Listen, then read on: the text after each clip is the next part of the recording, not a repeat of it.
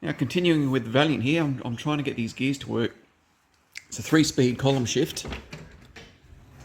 I've got the linkages put on. They're only temporarily put on.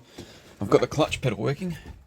It used to just collapse straight to the floor and stay there. That's because it had no tension on it, no resistance. But the shifter itself,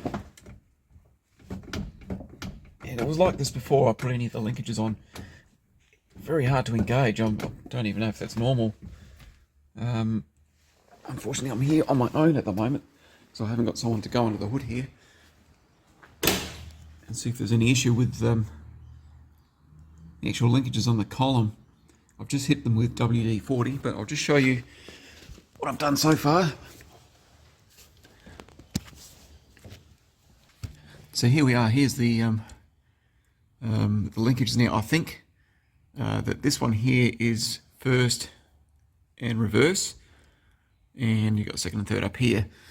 I've had to bend this linkage rod because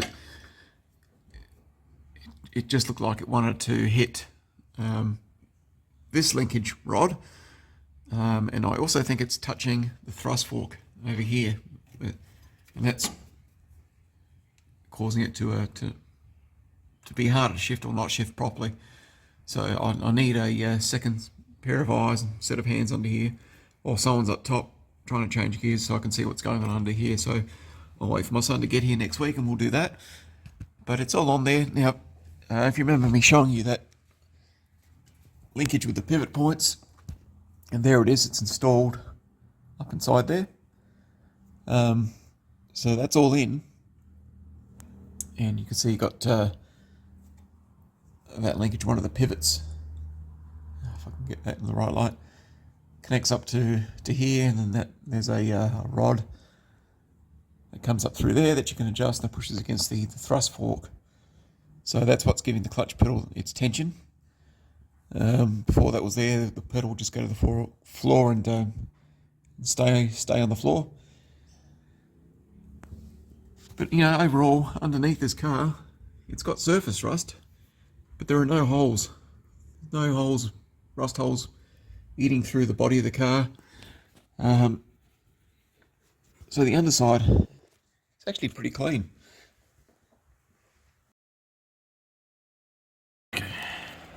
Alright, so we've got these rods here in place, now up in here, so the gear selector from the steering wheel wasn't engaging in all the gears because it wasn't adjusted. And if you have a look at the camera, it's hard to see, but you can see right up in here in the column. You actually filmed that work right there. So there's 3 bolts that are 7/16 that have to be loosened off and adjusted so that these cams that these rods are adjusted onto are level like that. And that's going to go in here. Need to wind that back. So adjust this. So that goes in there. Now, unfortunately, this bush here is destroyed, so I've got to make a bush in there. Otherwise, these gears will just jam up as we drive. So that goes in there like that. But as you can see, the clutch thrust fork right here is hitting this this rod. And what gear was this again? This was first and hang on. What did you actually run before, Joel? Was it second and third? Yeah, second, third. Okay, so this one here is first and reverse. I thought it was the other way around. So we've got to get this rod. We've just got to bend it right. That forming out right there. And we've got to bend it this way, so it's basically, I know, we've got to bend it up here. So it's not fouling on the thrust fork. Alright, so let's get that back out. Okay, so here's that rod. So we've got to bend this way a little more, so we'll get clearance from that thrust fork. Yeah, probably not going to be able to do that by hand. I'll grab a hammer. It's just moving, isn't it?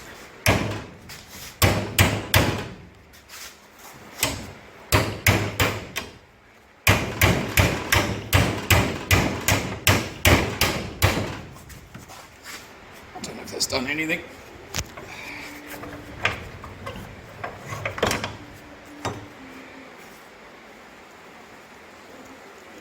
These are some of the linkages I got from the wrecker, and it happens to have the bushes we need, so that's good that we've got these for spare. So I'm going to try and get these out carefully.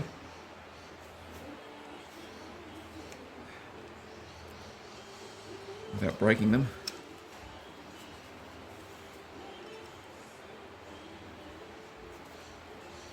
There we go. So we've got him out. There, we're good. Alright, so let's put this rod back on. We've got a new bush in our selector here. Put this rod back up in here. And we've got to make sure that's neutral. Which is there. And... oh, did I bend it too far? What's going on there?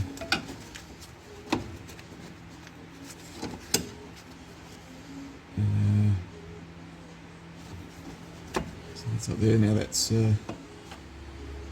neutral in the selectors, and you can see how far away the rod is from that. So what we're going to do is we've got to bend this again. Bend this out this way like that. So let's pull that back down.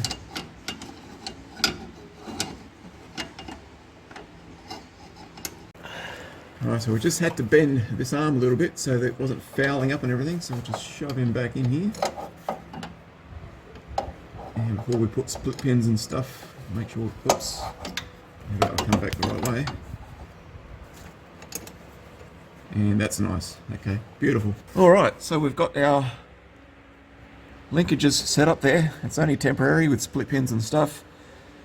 But it's been a lot of bending of this rod here, which is the first and reverse rod. The problem was it was hitting against the thrust fork here of the clutch.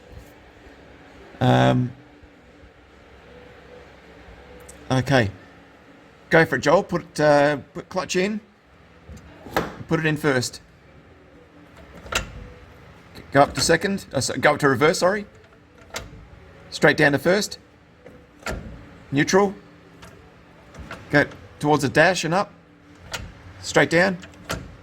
Straight up again to second. Straight down to third. Neutral. Go back towards you and straight up to reverse. Towards you and straight down to first. Straight up to reverse. Straight down.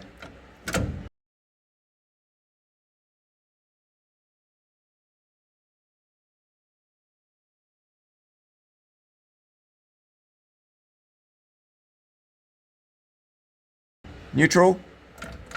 Okay. So what we're going to do now is we're going to jack up the back of the car with the wheels off the ground, hook it up, and see if it changes gears in the air. Okay, so clutch in. Let's go first gear. Actually, that's second. Let go of the clutch.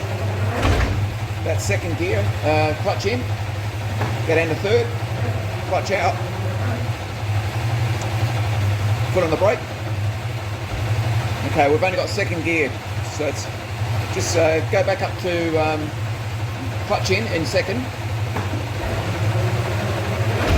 You can hear that whirring, so it's not quite engaging. So that's second gear. And if you put your foot on the brake now, the car should stall. Put your foot on the brake all the way down. Yeah. Okay, so we've only got second gear. If we go. Let's try put it in reverse, which is towards you and straight up. Just try from there. So, now put your foot on the clutch and start it up again. Okay, foot off the clutch.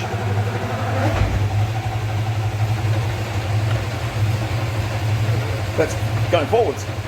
Put your foot on the clutch. Put your foot on the brake, stop the wheels. Put clutch in, and brake at the same time.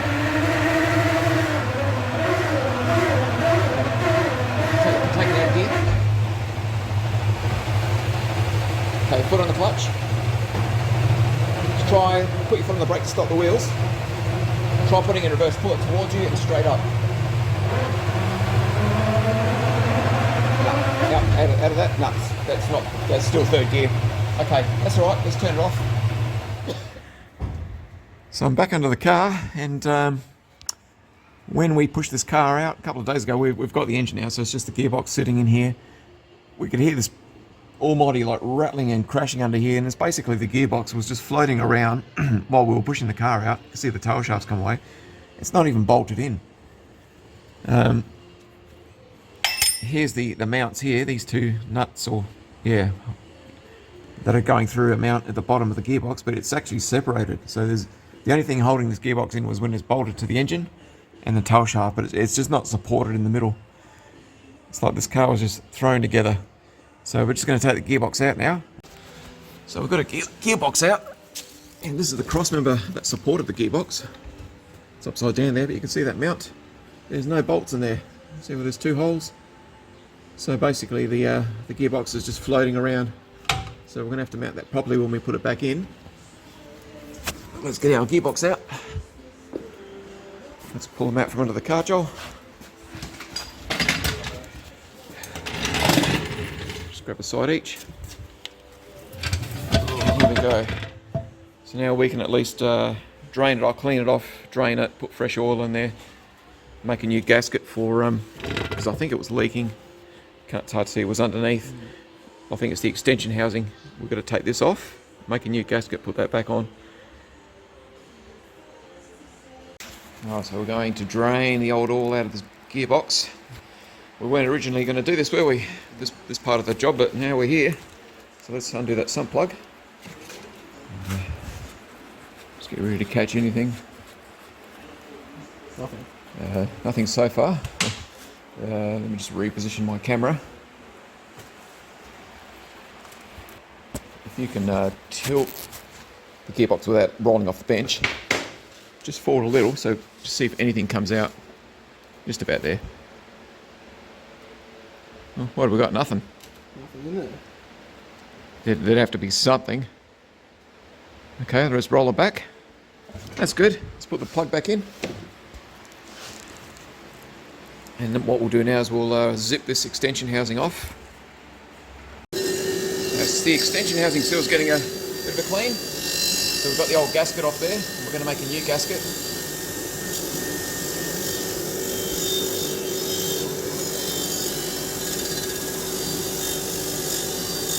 So now we're doing all the silvery bits. Here's the extension housing.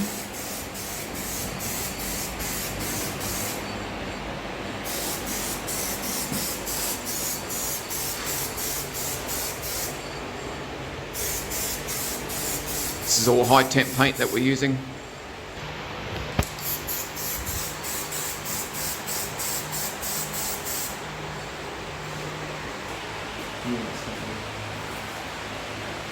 That looks fantastic. If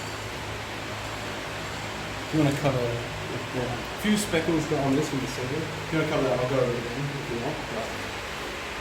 Nah. Gives it a little flake.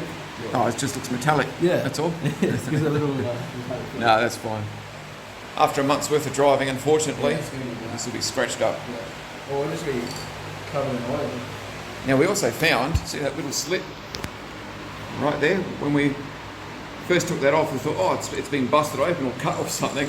But I actually think that if the rear main seal, because that goes under the gearbox right there, I think if the rear main seal at the back of the motor is leaking oil, it'll collect in here and then spill out rather than build up and get the clutch wet. Leave a comment if you know what it is, or if you think, you know, if it's something else, just let us know, because I'm not a Chrysler expert, but I think that's a manufactured slit in that cover.